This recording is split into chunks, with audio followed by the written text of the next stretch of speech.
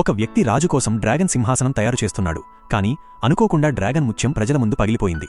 కాబట్టి అతను వెంటనే ఒక కొత్త డ్రాగన్ ముత్యాన్ని తయారు చేశాడు.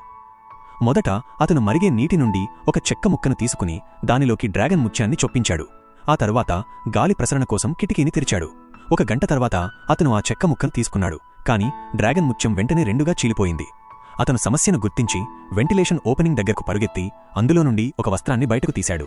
ఎవరో కావాలని ఇలా చేశారని అతనికి అర్థమైంది. కాని ఇప్పుడు అతి ముఖ్యమైన విషయం డ్రాగన్ ముత్యాన్ని బాగుచేయడం. అయితే డ్రాగన్ సింహాసనం అప్పటికే ఎండిపోయింది.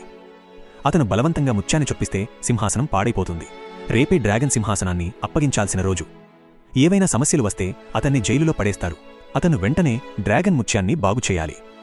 అప్పుడు అతను పగిలిన డ్రాగన్ ముత్యాన్ని చూసి దానికి ఒక చెక్క తాళం తయారు చేయాలని నిర్ణయించుకున్నాడు. అతను పగిలిన డ్రాగన్ ముత్యాన్ని డ్రాగన్ తలలో ఉంచి కొత్తగా తయారు చేసిన చెక్క తాళాన్ని డ్రాగన్ ముత్యంతో కలిపాడు. వెంటనే అతను డ్రాగన్ సింహాసనాన్ని ప్రభుత్వ కార్యాలయానికి తీసుకువెళ్లాడు. ఇంత పరిపూర్ణమైన డ్రాగన్ ముత్యాన్ని చూసి అధికారి చాలా సంతృప్తి చెంది వెంటనే ఆ వ్యక్తి మరియు అతని కుటుంబం మొత్తాన్ని క్షమించాడు.